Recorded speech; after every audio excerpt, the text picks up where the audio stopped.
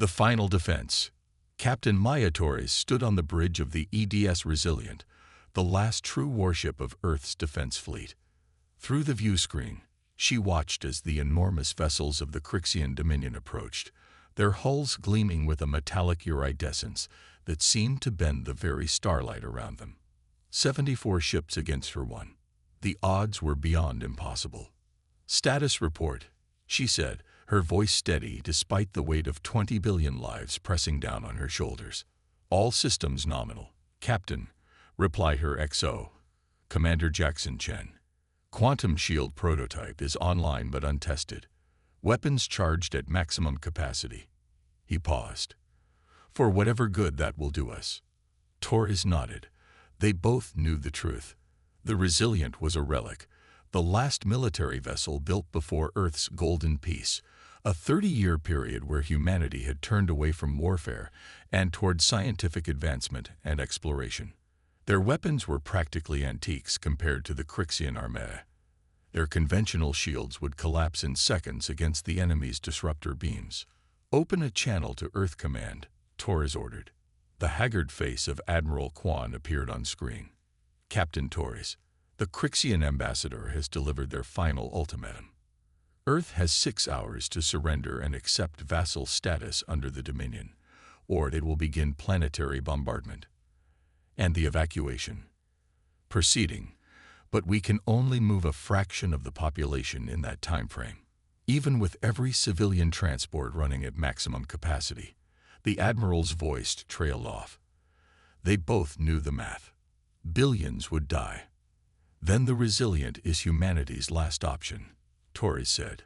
"Dr. Okafor's quantum shield is our only hope. The theoretical technology that's never been field-tested," Quan reminded her.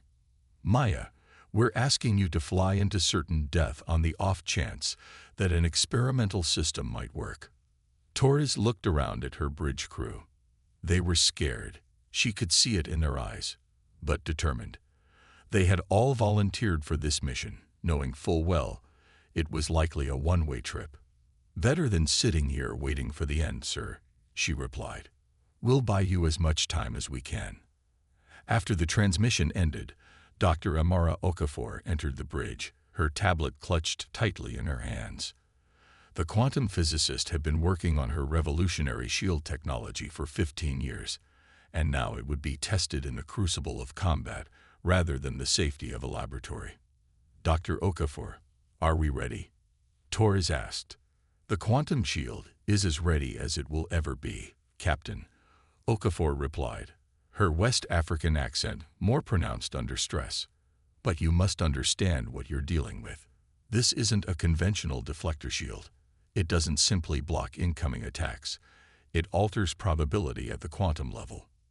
Meaning that when activated, the shield creates a field where the probability of certain events, like our ship being hit by weapons fire, approaches zero.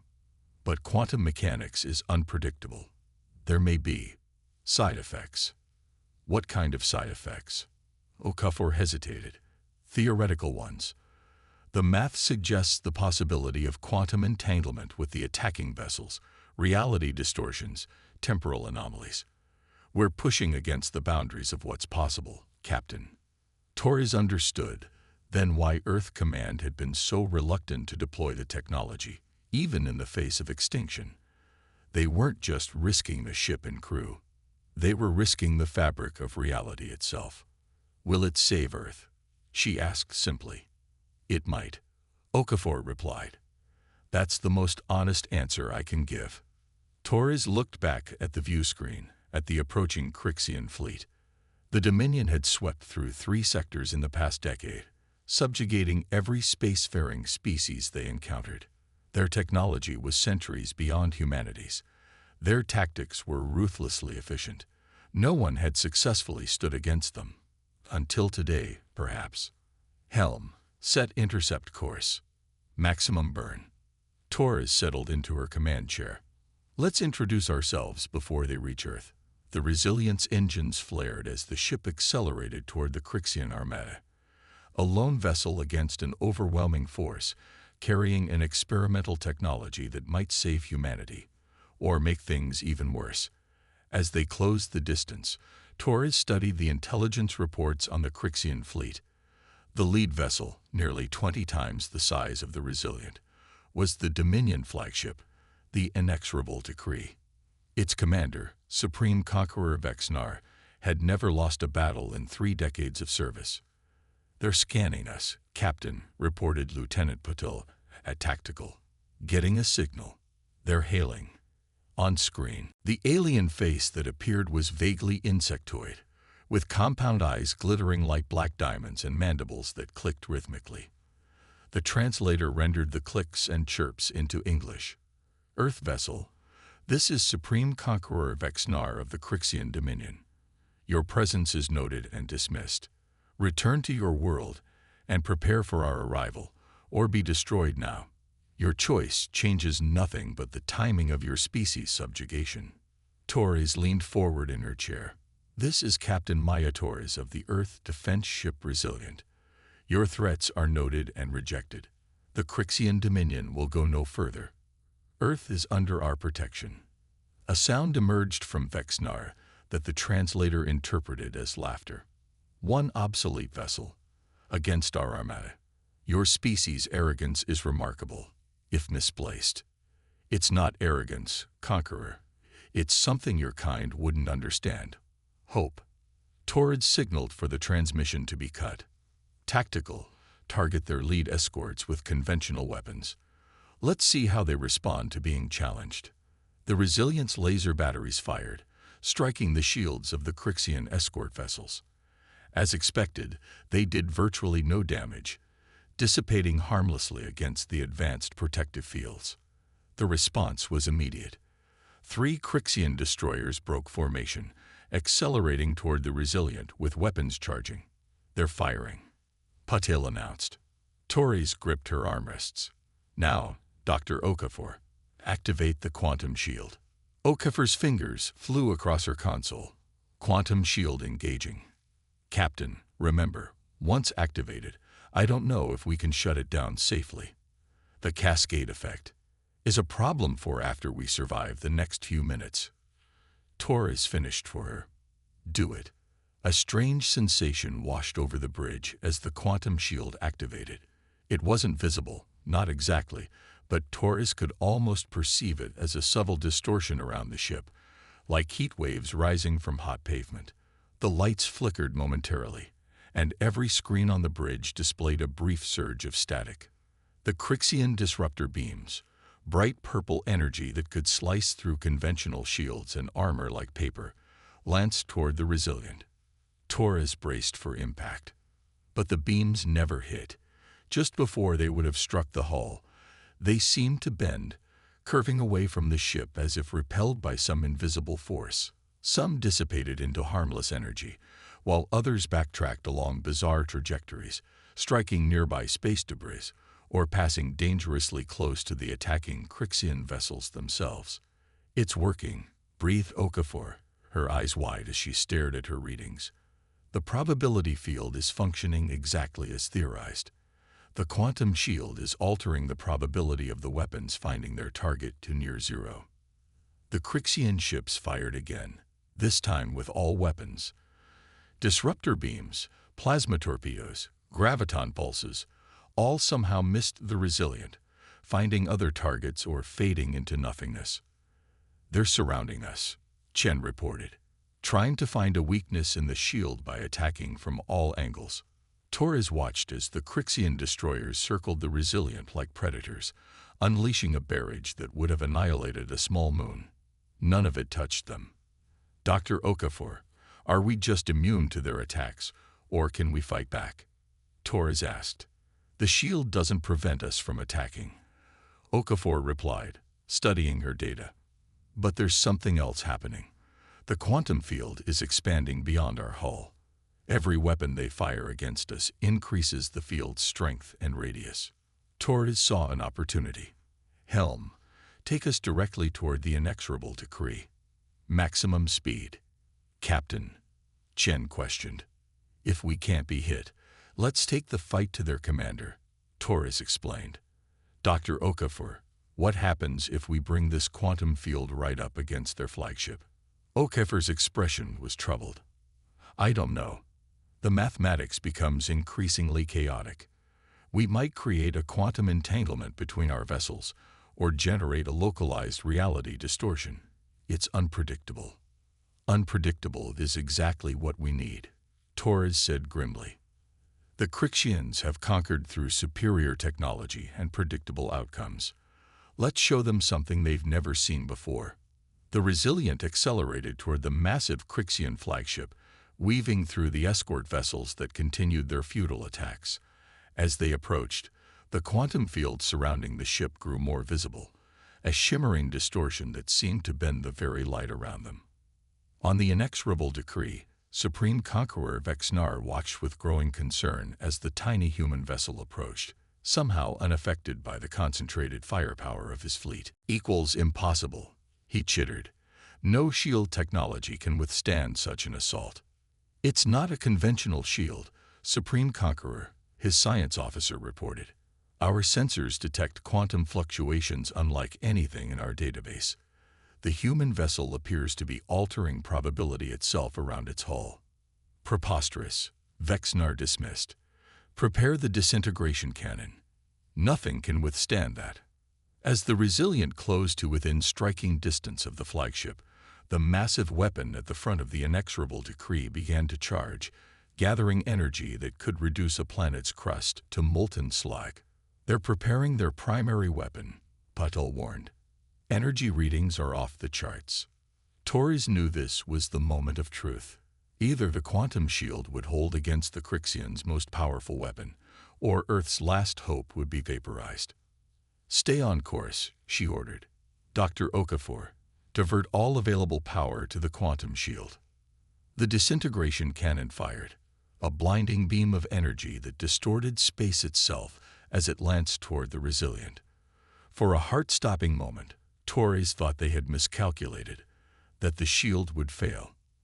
Then, before their astonished eyes, the beam split apart just before reaching the ship, fragmenting into thousands of smaller energy strands that wove around the Resilient like a cocoon of light before dissipating harmlessly into space. But something else was happening. Where the beam had struck the quantum field, reality itself seemed to ripple. Spatial distortions appeared around the Resilient, spreading outward toward the Crixian flagship. Captain, the quantum field is interacting with their weapon energy, Okafor reported urgently. It's creating a cascade effect. The probability matrices are becoming unstable. Through the view screen, Torres watched as the distortions reached the inexorable decree. Parts of the massive vessel seemed to flicker in and out of existence, as if uncertain which reality they belonged to. What's happening? Torres demanded. The quantum field has entangled with their flagship, Okafor explained, her voice filled with scientific awe despite the danger. Their weapon contained so much energy that when it interacted with our shield, it created a quantum uncertainty zone. The inexorable decree exists in multiple probability states simultaneously. It both is and isn't there. Can we use this? Torres asked. O'Keefe's eyes met hers. If we can get closer, right up against their hull, we might be able to force a quantum collapse, make the uncertainty resolve in our favor. Torres didn't hesitate. Helm, take us in. Directly alongside their command section. The Resilient pushed forward, now virtually ignoring the continued attacks from the rest of the Crixian fleet as it approached the flickering, partially transparent flagship. As they drew closer, the quantum distortions intensified. On the bridge, instruments went haywire, gravity fluctuated, and for brief moments, Torres thought she could see ghostly versions of herself and her crew performing slightly different actions. We're experiencing temporal echoes, Okafor warned. The quantum uncertainty is affecting our ship as well now. We need to end this quickly. How close do we need to be? Torres asked, fighting down a wave of nausea as reality seemed to shift around her. Closer, Okafor said simply. As close as possible. Torres gave the order, and the Resilient moved directly alongside the massive hull of the inexorable decree, or at least the probability shadow of where its hull should be. The two vessels were now separated by less than 100 meters, both wrapped in a shimmering cocoon of quantum uncertainty. Now what? Torres asked. O'Keefe's hands danced across her console. I'm going to manipulate our quantum field, create a probability spike that forces their vessel into a single state of reality, one that's significantly weakened. Do it, Torres ordered. As Okafor worked, the quantum distortions reached a crescendo. For one disorienting moment, Torres saw multiple versions of the bridge around her, overlapping like transparent layers, versions where different decisions had been made, different paths taken. Then, with a silent flash that somehow felt deafening, reality snapped back into focus. Through the view screen, they watched as the inexorable decree fully reappeared, but changed. Massive sections of its hull were simply gone, as if they had never been built. Other sections appeared aged and deteriorated, as if they had existed for centuries beyond their actual time. What did you do? Torres asked in amazement. I collapsed the quantum uncertainty, Okafor explained, looking as surprised as everyone else at the result. But instead of resolving to a single timeline, the ship seems to have incorporated elements from multiple probability streams. Some parts exist as they were when they were first built. Others exist as they would be after centuries of decay. And some parts existed only in probability, never in reality. Those sections are simply gone. The crippled flagship drifted helplessly, its systems failing as its very structure struggled with the contradictions of its new existence. The remaining Crixian fleet had stopped firing, their vessels holding position as if uncertain how to proceed. They're hailing us, Paddle reported. Torres straightened her uniform. On screen, Vexnar appeared, but like his ship, he too seemed changed. His exoskeleton showed patches of both youth and extreme age, as if different parts of him existed in different timeframes. What have you done? The Crixian demanded, his voice fluctuating between tones. We've shown you that there are forces in this universe beyond your understanding, Torres replied. The Crixian Dominion has encountered a power it cannot overcome through conventional means. I suggest you withdraw while you still can. The alien commander's compound eyes reflected the chaos around him. This technology, it defies natural law. No, Torres corrected. It embraces natural law at its most fundamental level, the quantum nature of reality itself. Your empire has conquered through superior firepower and technology. We've just shown you that there are other paths to power. Vexnar seemed to consider this for a long moment. We will withdraw, but the Dominion will return, human, when we understand what you have done here today. When you return, Torres said, you'll find us ready, and perhaps by then, you'll have learned that some species are better approached as equals rather than conquests. The transmission ended. Within minutes, the remaining Crixian vessels began to retreat, taking their damaged flagship with them. As the immediate danger passed, Torres turned to Okafor. Can you shut down the quantum shield now? The scientist nodded. I believe so. The interaction with their disintegration cannon has actually stabilized the field. We should be able to deactivate it safely. Torres relaxed slightly in her chair for the first time in hours. Send word to Earth. Tell them the Crixians are retreating and we're coming home. She paused, looking at the stars through the view screen. But also tell them we need to prepare. This isn't over. It's just beginning. As the Resilient turned back toward Earth, Torres knew humanity had been granted a reprieve, but also thrust into a new era. They had revealed capabilities that would change their standing in the galaxy forever. The obsolete Defender had become the harbinger of a new age in warfare and physics.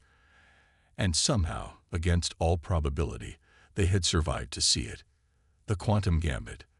The journey back to Earth was tense.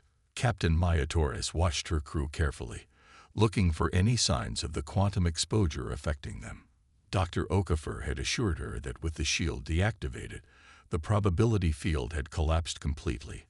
but no one really knew the long-term effects of what they'd experienced. Status report on the shield systems. Torres requested as they approach Earth orbit. Quantum matrices are stable but change. Okafor replied, studying her screens. The interaction with the Crixian weapon altered the fundamental properties of the system. It's as if the technology evolved. Evolved? You mean it learned? Not exactly. Okafor struggled to find the right words. Quantum systems exist in a state of possibility until observed or interacted with.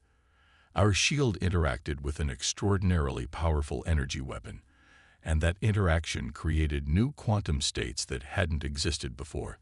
The system didn't learn. It expanded into new possibility spaces.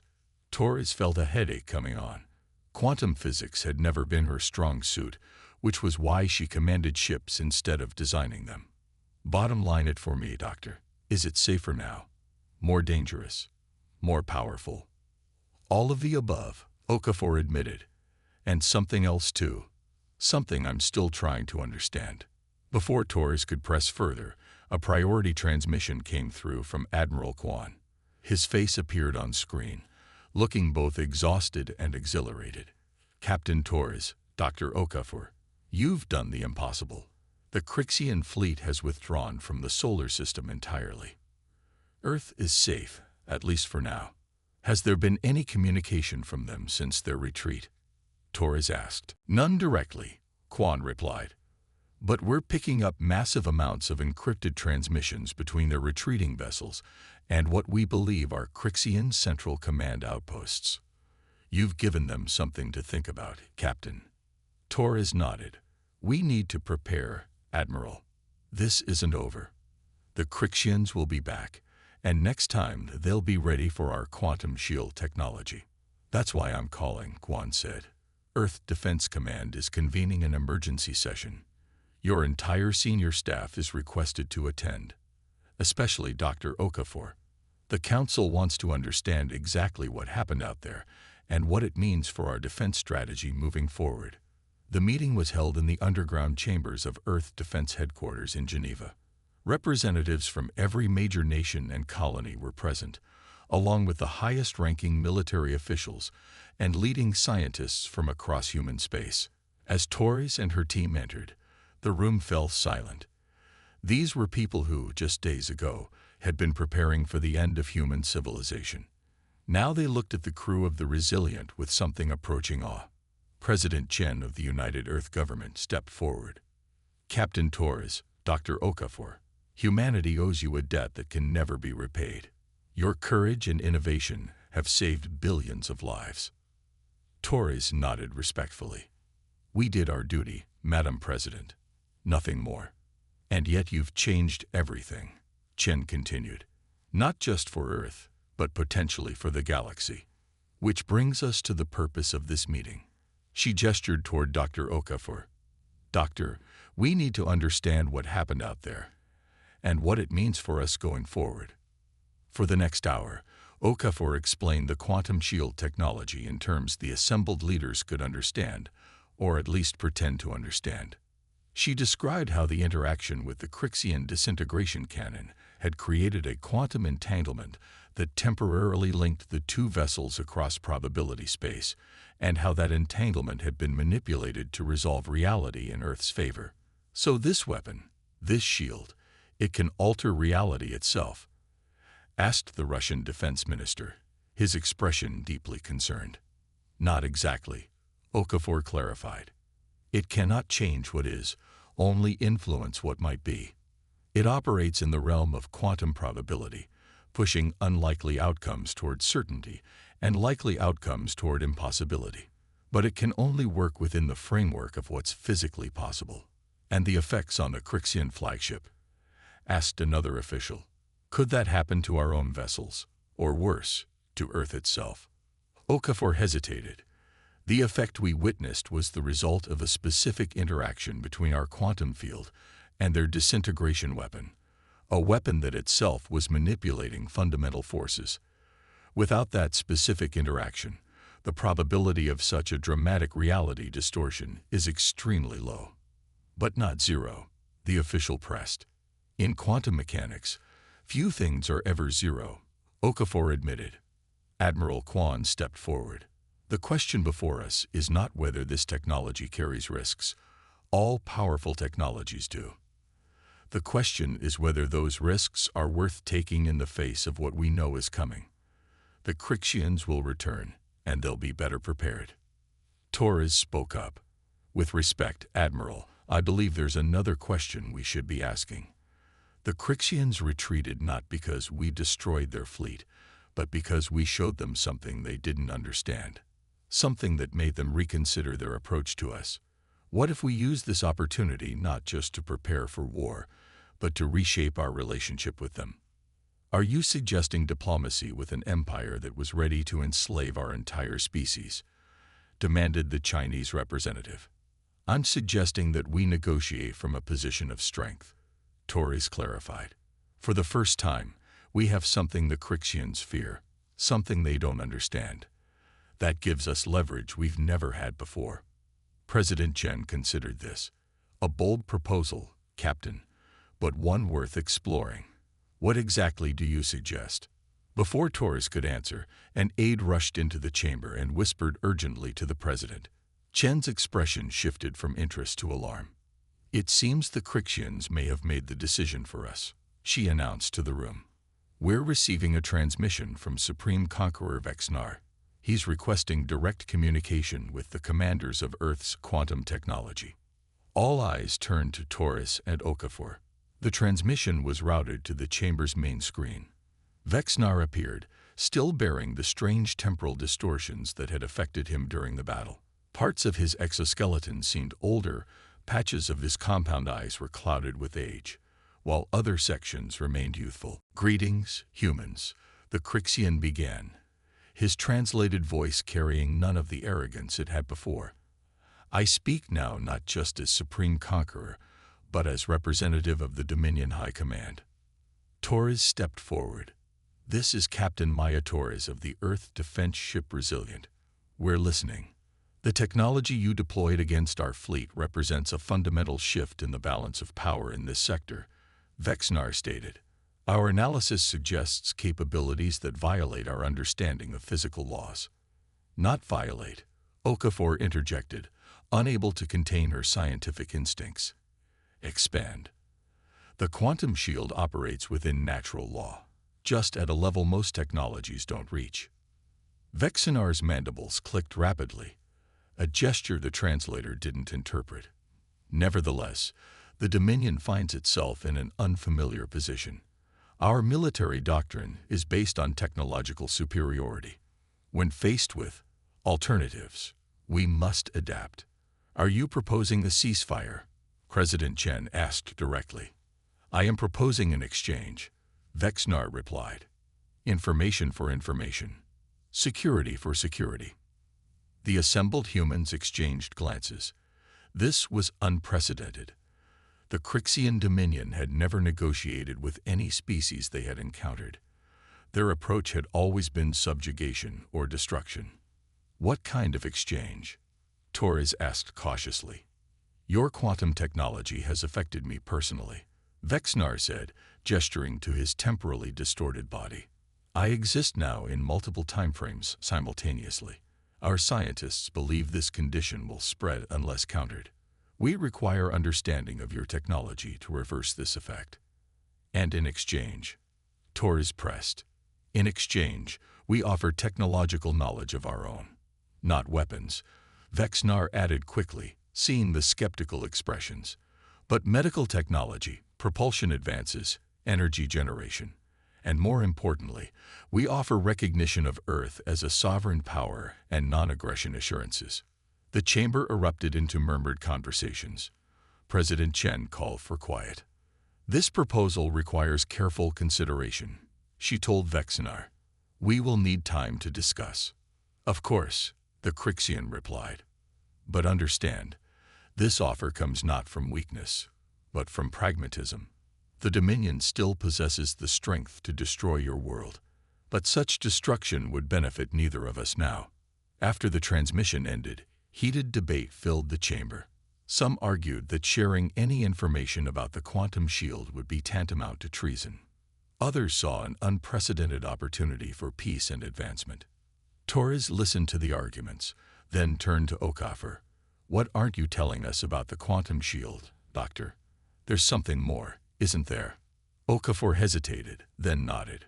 "During our return journey, I conducted deeper analysis of the shield systems. The quantum field didn't just collapse when we deactivated it. It transformed. There are traces of it still present throughout the Resilient, and in us. Everyone who was on that ship during the battle has been quantumly marked, for lack of a better term. Marked. What does that mean?" "I'm not entirely sure," Okafor admitted, "but preliminary data suggests we've been subtly entangled with the quantum field itself. There are particles within us that exist in a state of quantum uncertainty, connected to the larger framework of reality in ways I don't fully understand yet." Torres felt a chill. "Are we in danger?" "I don't think so. But we've been changed. And if I'm right, this change might be the most valuable thing we have, more valuable even than the shield technology itself." Torres considered this for a moment, then strode to the center of the chamber. "Madam President, distinguished representatives, I have a proposal." The room quieted as Torres outlined her plan. They would offer the Crixians limited information about the quantum shield, enough to help them understand and potentially reverse the temporal distortions affecting Vexnar and their flagship, but not enough to replicate the technology. In exchange, they would demand not just technology and non-aggression pacts, but something more valuable: cultural exchange. "The Crixians have never bothered to understand the species they conquer," Torres explained. "They see only resources to exploit and territory to claim. Let's show them what they've been missing. Let's make them see us as something more than just another conquest." President Chen studied Torres carefully. "And if they refuse, then we proceed with full militarization of the quantum shield technology," Torres replied grimly. "But I believe they'll accept. What happened to Vexnar isn't just physical, it's psychological. For the first time, a Crixian leader is experiencing existence from multiple perspectives simultaneously. That has to be affecting how he thinks, how he perceives reality itself." After further deliberation, Earth's leadership agreed to Torres' proposal. The response was transmitted to the waiting Crixian fleet. 3 days later, a single Crixian vessel, not the damaged flagship, but a smaller diplomatic craft, entered Earth orbit. Vexnar himself shuttled down to Geneva, the first Crixian ever to set foot on Earth soil. The meeting took place in the same underground chamber. Torres and Okafor sat across from Vexnar and his science officer, with President Chen mediating. Up close, the temporal distortions affecting the Supreme Conqueror were even more pronounced, and clearly painful. "Our scientists have prepared data packets explaining the basic principles of quantum probability manipulation," Okafor began, sliding a data crystal across the table. "This should help you understand what happened to your ship and to you personally." The Crixian science officer took the crystal cautiously, and the solution to his condition. "That's more complicated," Okafor admitted. "We don't have a direct cure, but the principles contained in that data might help you develop one. The key is understanding that Vexnar isn't sick or damaged. He's existing in a state of quantum superposition. His consciousness is experiencing multiple timelines simultaneously." Vexnar clicked his mandibles thoughtfully. "Since the encounter, I have memories that cannot be mine. I remember conquests I have not yet undertaken. I remember defeats that never occurred. I remember—" He paused, his compound eyes fixing on Torres. "I remember versions of this very meeting with different outcomes." Torres leaned forward, intrigued. "Different how?"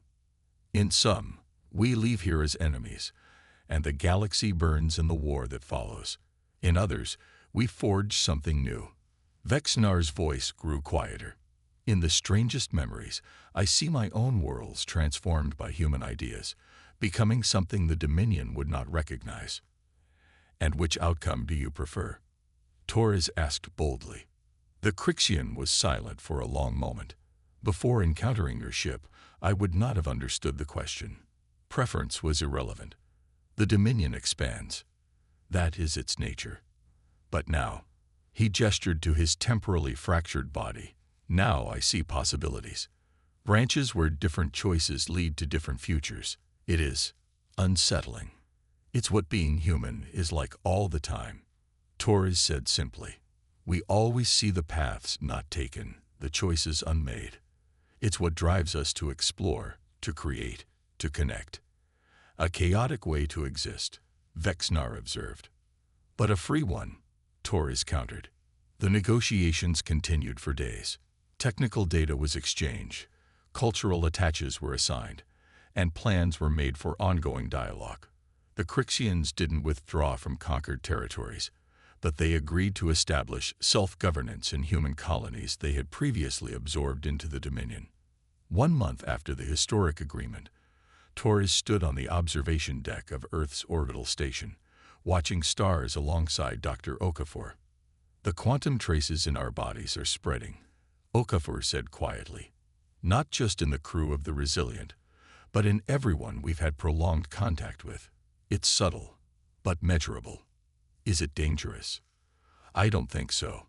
It seems to enhance certain cognitive functions, particularly those related to probability assessment and decision-making, almost as if we're becoming more aware of the quantum nature of reality. Okafor turned to face her. The Crixians have it too. Vexnar was just the most extreme case because he was at the epicenter. Their entire command structure has been exposed. Torres understood the implications immediately. So it's changing how they think, making them more human.